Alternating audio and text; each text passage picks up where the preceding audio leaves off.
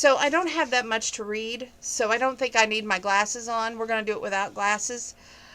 Sam, the man that has been Emma's lifelong friend, is having another talk, but not with Hunter this time, with Emma.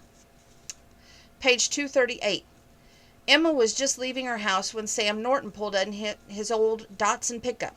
She walked out into the driveway to meet him. "Hey, kiddo," Sam said, slowly easing his body out of the car. "Do you have a minute?" A sinking feeling came over Emma. "Is this about the rent on my shop? I'm sorry, Sam. I know it's overdue, but I'll have enough to pay you by the end of tomorrow." Sam raised a hand. "No, don't worry about that. This is something more important." Emma walked over to his car, noting the weariness in the old man's eyes. "What is it?" "I know Hunter has told you by now that I sold him the waterfront properties." Emma nodded, trying to ignore the painful jolt at the mention of Hunter's name. "Why did you do it, Sam?" "He said part of the reason you decided to sell is because of me. Why?" Sam folded and unfolded his hands, shifting on his feet. "Did you know that your grandmother and I had a history together when we were younger?" Emma crossed her arms and leaned against his pickup. "She said you used to be good friends." Sam nodded and stared at the ground for several moments. "Emma, we were much more than that. We loved each other." He glanced up. "Did she ever tell you?" Emma slowly shook her head. "Her grandmother and Sam? I never knew that." Page 239. "It was a long time ago when we both had full lives since, but I did love her." He seemed so sad and wistful. It made Emma want to confront him, but she had no idea how. Comfort him, not confront. Sam was always the jovial one. She had never seen him this way. Sam cleared his throat. "I've come to tell you this because I want you to be happy. I don't want you to make the same mistake I did." "What mistake? I don't understand." "My family didn't approve of me being with your grandmother. They said I was too young to know what was best for me, and they swore that they'd disinherit me if I didn't break things off with her and focus on the family businesses." He shook his head. "I listened to my parents because I was too cowardly to take a chance on the unknown. I was too afraid to embrace change and go my own way." Sam's face was etched with regret, and Emma felt her heart constrict. "I'm so sorry, Sam. Grams never told me." He nodded absently, his eyes staring off into the distance 1,000,000 miles away. "Your grandmother, she was special to me." He swallowed visibly, and his eyes misted with tears.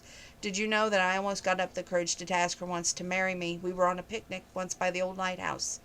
A grin ghosted across his face at the memory. "She baked something special for that occasion, and I brought champagne I stole from my parents' wine cellar. I can still see her sitting on the picnic blanket with a purple cupcake, smiling as if she swallowed the sun. I had never seen anyone so bright and beautiful." He seemed to catch himself and shook his head, but it didn't go well. "I told her that my parents my parents wanted for me, and we fought. I never did get the chance to ask her, and after a few days things weren't just the same." Emma placed a hand on the old man's shoulder. "I never knew, Sam." Page 240. "Well, now you do, and I'm here to ask you to give Hunter a chance. He has good ideas, Emma, and they may not be the things that you're comfortable with, but I truly believe he wants what's best for the waterfront. He can take much better care of those properties than I ever did, and I also believe he loves you. I've seen him around. I've been around long enough to know it when I see it." Emma wrapped her arms around herself and pressed her lips together, crushing under the grief that welled up inside her. He was wrong. If Hunter loved her enough, he wouldn't leave. "Sam, I can't do what he wants. I can't give up my shop and go to work for him." "I understand that, and I agree with you," Sam said, "but I only ask that you try to find a way to work things out. The only reason I agreed to sell to him is because it became clear how much he cares about you. Whenever he talks to me about his plans, they were all centered around how he could help you save your home and business. I know his ideas are different, but at least try to find a way. If you truly care for each other, there has to be a way. I don't want you to regret not taking that leap of faith later. It will always haunt you if you don't at least try. Believe me, I'm living proof of that." "Thank you for telling me, Sam," Emma said, "but it's not going to work out." She swallowed past the pain in her throat. "He doesn't actually love me. He asked me to be his bakery manager because he's moving back to Seattle. That's his plan." "And it's a ridiculous plan," Sam agreed. "The man doesn't know enough to change, either. You have to make the first step. You're strong, Emma. You'll have to find a way." "I'm afraid it's too late for that," she said. Sam heaved a sigh. "I hope you're wrong, my dear." He patted her on the shoulder and turned to go. At his car he paused. "You know, back when I was 19, my whole future was laid out for me. The Norton family properties were passed on from my grandfather to father, and they were soon going to be mine. I had never had to worry about bills or mortgage payments or anything like that. Life was pretty easy, and I believed that my path my family chose for me was the right one. But Emma, if I had to do it over, he shook his head and smiled sadly, I'd have taken that leap. I'd have listened to what was in my heart and tried harder to make it work with your grandmother. Maybe I would have failed, but at least could have stand here knowing I gave it my best shot. Emma watched Sam drive off toward the highway. She felt though her entire future was just a hazy fog. It would be so much easier to take a leap of faith if she could just see through it to the other side, but she couldn't, and Hunter didn't love her that way that she loved him. He had made it clear, and as painful as it was, she couldn't change that. That was page 241. Page 244, 245, and further. Emma crossed the street to Hunter's shining new restaurant. Oh, first I need to tell you what happened there. Rodney, her ex-boyfriend, worthless. Anyway, he burns down her restaurant. And now she's going across the street to tell good old Hunter that he's won, basically. The Haven sign glimmered in the moonlight with bits of mosaic stone and glass, and a gorgeous work of art mirror of the lush interior. Hunter's car was parked outside, and she had sent a silent prayer to the universe that he was still there. It would be easier to tell him straight to his face. She drew a serrated breath and lifted her chin, determined to make it quick. This was what defeat felt like. Her face felt dry, thankfully. Crying was useless. She knocked at the back door, then wrapped her arms around her waist and waited. When Hunter opened the door, she took a step back. His gaze was so intense that it brought back a flood of memories that she forced herself to breathe evenly. For a small space in time he had been hers, or at least that's what she thought so. It almost hurt to look at him. This was why she needed him to leave. There was no way she could go through the rest of her life seeing him, a constant reminder of what she would never have. Emma, was all he said. They stood there for a few moments, and silence roared in her ears. She cleared her throat. There was a permanent lump that had taken residence there over the past couple of days, but she was learning to talk around it. I came to tell you that I'm unable to fulfill my obligation at the summer festival. I won't be there tomorrow. Confused, creased his brow. Why not? She fought to keep her voice steady, but she couldn't help the needle-thin tremor that stitched each word together. My shop. Everything. It's all been ruined. Emma plunged ahead, filling him in on what happened as she spoke. Hunter's expression grew darker. His eyes glittered with suppressed anger. I'm just here to let you know that you'll be solely in charge of catering tomorrow, since I have nothing to sell. Also, she said as she swallowed hard, also, I probably won't be able to make rent on my shop, so it looks like you can go ahead and do whatever you want with it. Or maybe you were planning to do that anyway, I don't know. She couldn't look at him at all. She looked at the door frame, the floor. So that's all. Hunter said nothing for a moment, as Emma wished she could just disappear. She wished she could just collapse on herself like a dying star until nothing was left but a blank space. Then maybe she wouldn't have to feel. He placed his hand on her shoulder and pulled her into his warm embrace. I'm so sorry, he whispered. She wasn't going to cry. She just wasn't, except her face was already wet all over again, and he smelled so familiar and felt so warm and wonderful. He was the enemy, but she wanted his comfort anyway. Everything was just so messed up. She shook her head. Emma, he murmured into her hair, we can fix it. She was shaking her head. No, we can't. We can't. Everything's ruined. Don't you get that?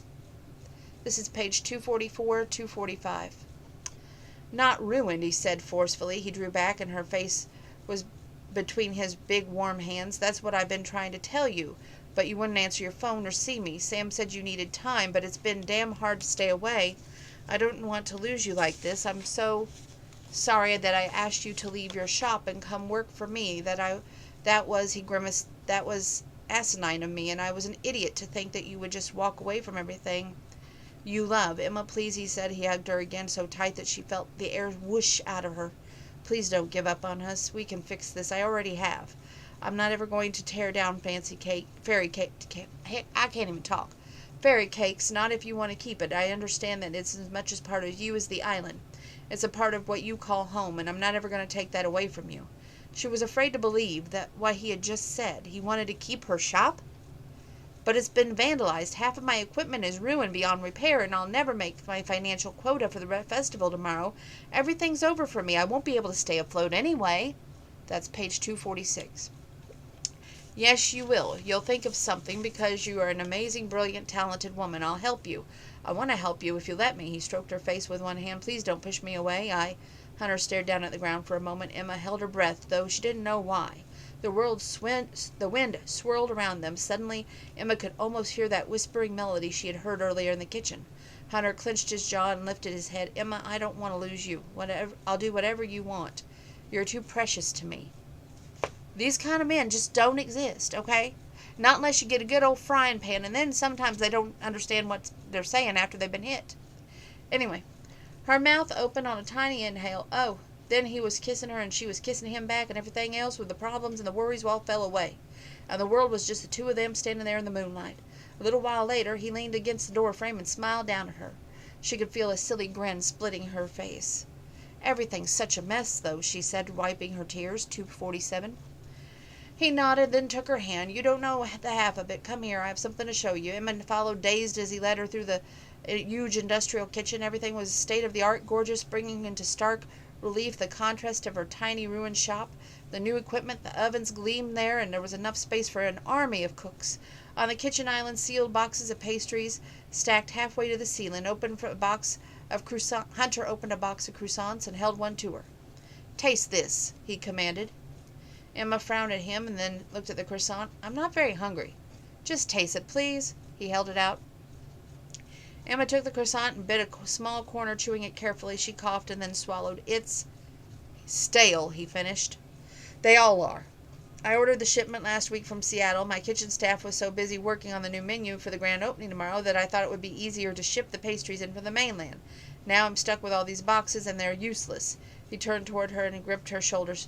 You see, Emma, I'm an idiot. All this time you've been trying to tell me to pay attention to what is important, and I've been too busy with my finances, investments, that I wasn't looking at the details. The bakery that made these stocks, some of the hotel chains in Seattle, I just assumed everything would go according to my plan, but I didn't check the quality, and now I'm screwed.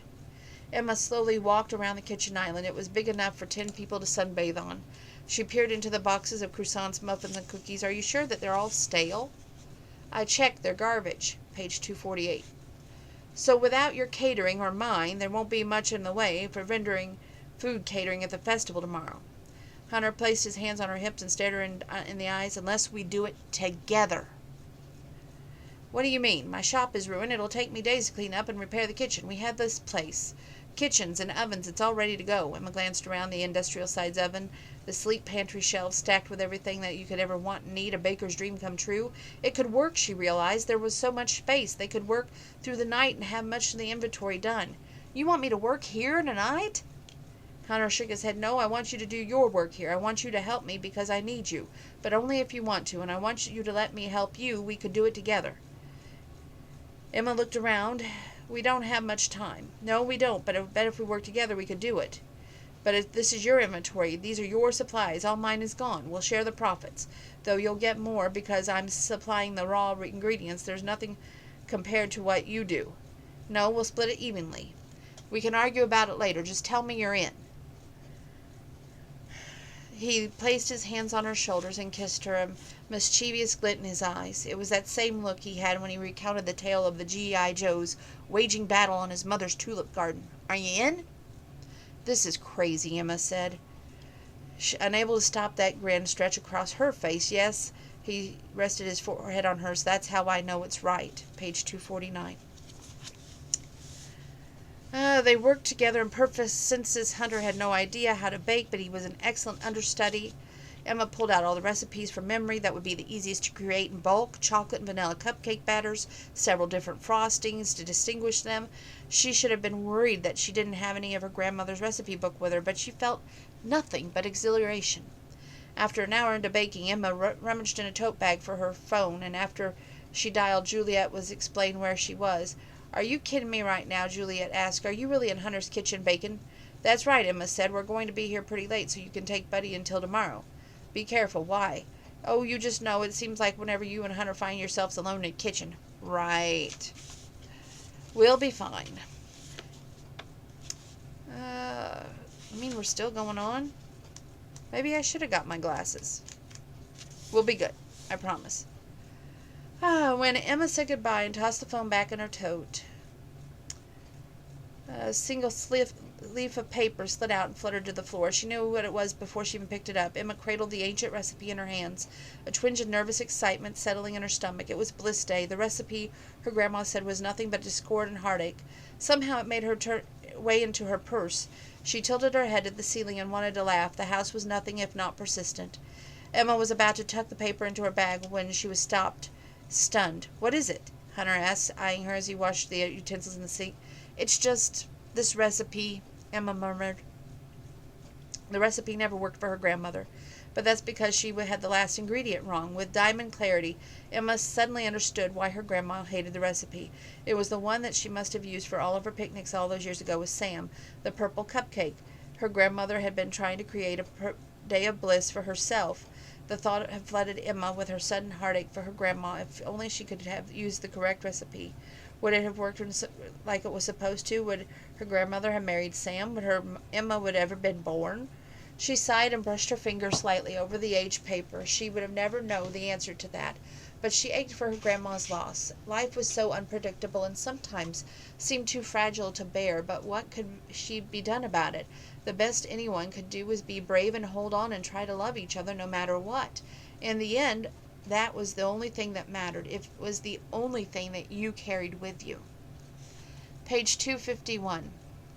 Emma now knew that she held the true recipe for Bliss Day in her hands. What if she let herself be brave? What if she threw caution to the wind and just tried it?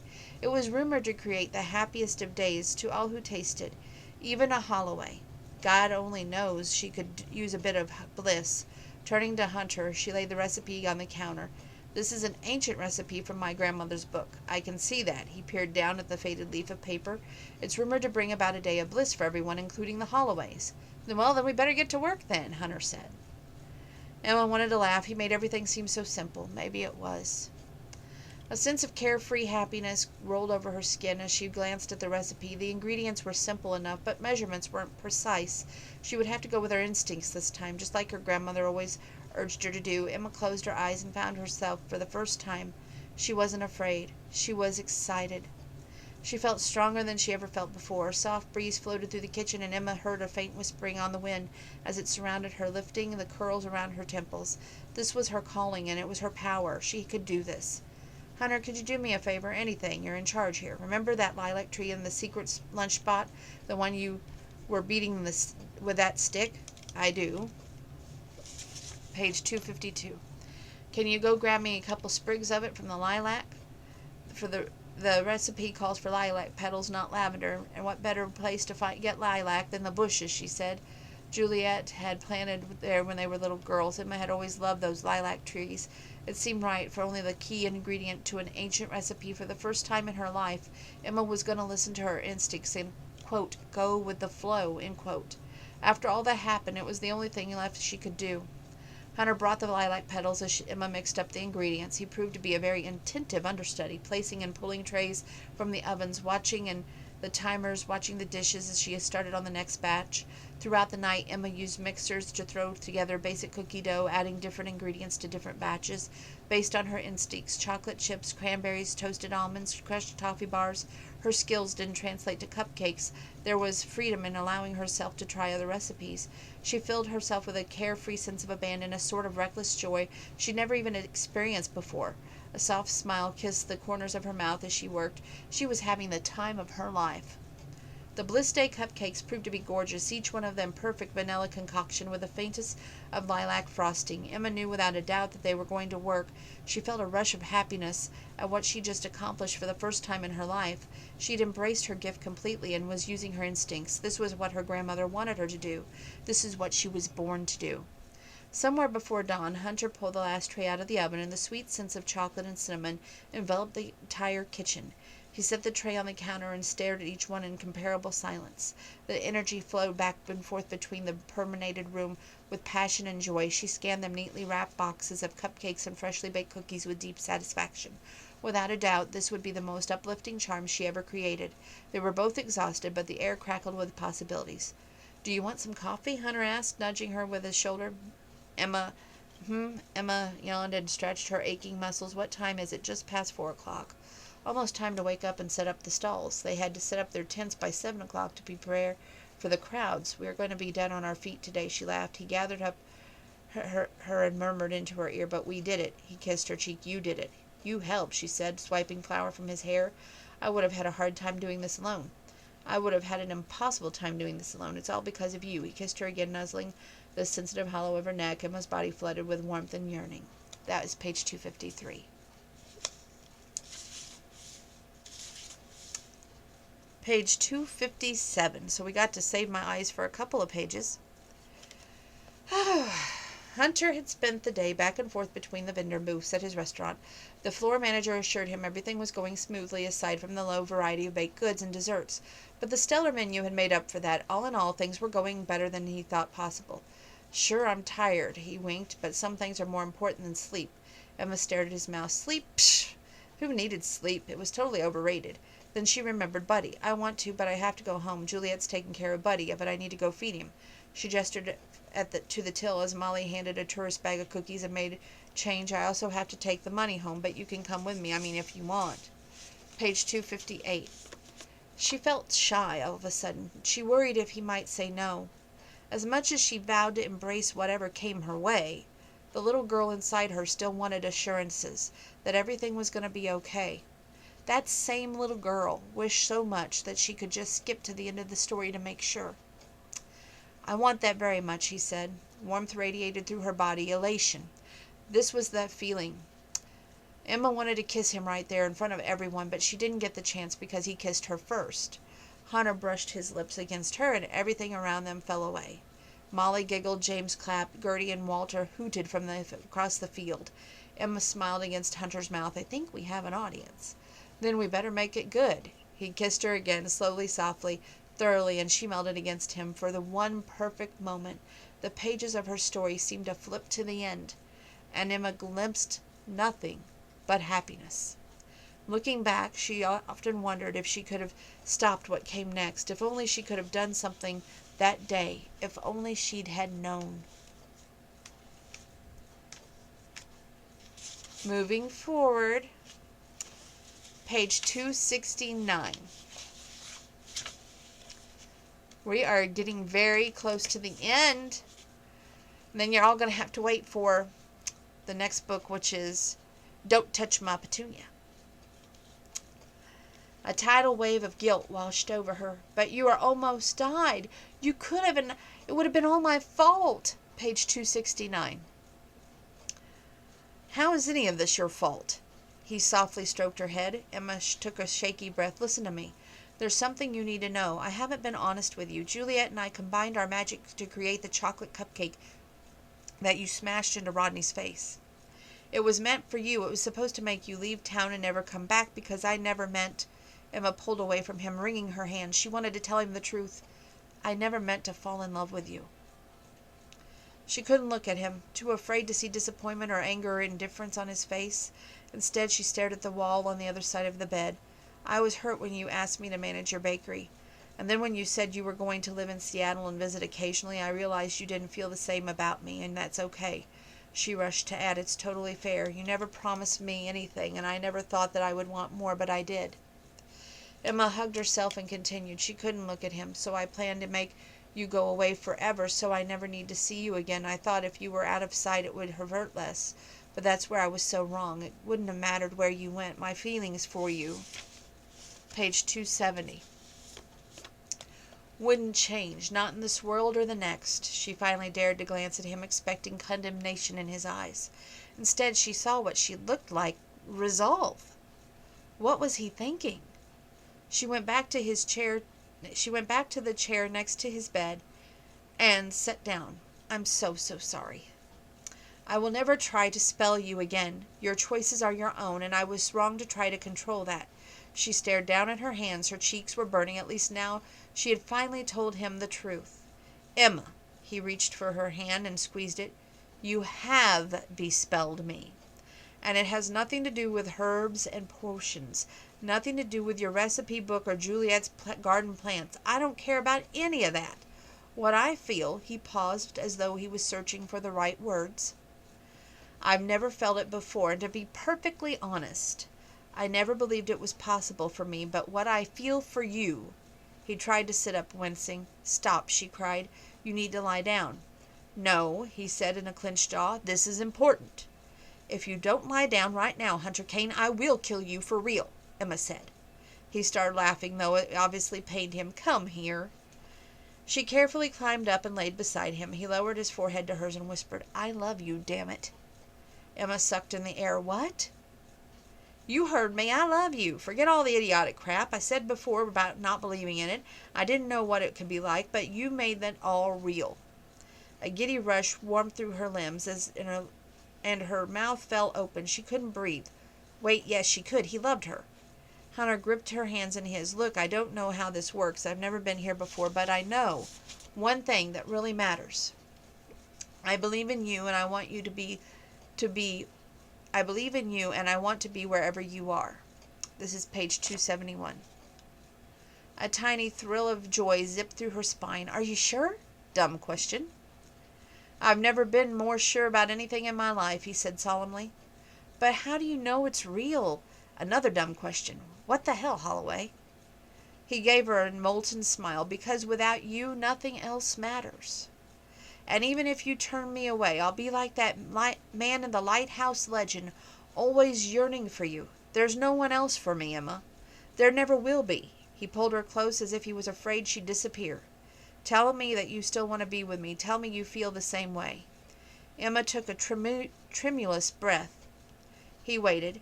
His leaf-green eyes was intent on her face. She grinned and exhaled a yes. Then they were laughing and kissing, whispering to each other in what they could only be described as a dopey and love-struck. But Emma couldn't remember a time she ever felt happier. Hunter told her the first thing he wanted to do was make arrangements to move to Pine Cove Island for good. Emma admitted she might like to branch out and sell her creations in both their establishments, should she had such a success with her new recipe. There is so much to discuss, though the conversation was frequently broken up with more kissing and whispering endearments, and eventually mingled laughter and apologies to the stern-faced nurse who checked in on her patient and found him not resting. Somewhere outside, thunderclouds began rolling in from the west. The sky cast dark shadows over the sleepy island town, and the icy gale blew in off the ocean, gaining momentum, until the trees swayed with the grassy fields whipped in the howling wind. Mother Nature was bringing back the storm. Page 272. On that day, there was so much rain and hail that for months afterwards, the people of Pine Cove Island would talk about it. But Emma and Hunter never saw it. That day, they only saw each other. I'm telling you, this was a great book. I'm not going to read the epilogue to you because I want you to read this book. And that means this book gets a 22 because it's that good. Yeah, it's got a little bit of Bewitched, and it's got a little bit of all that magic. But isn't love magic? Think on that. Great book, great author, great series. And I can't wait to review the second book with you in the near future.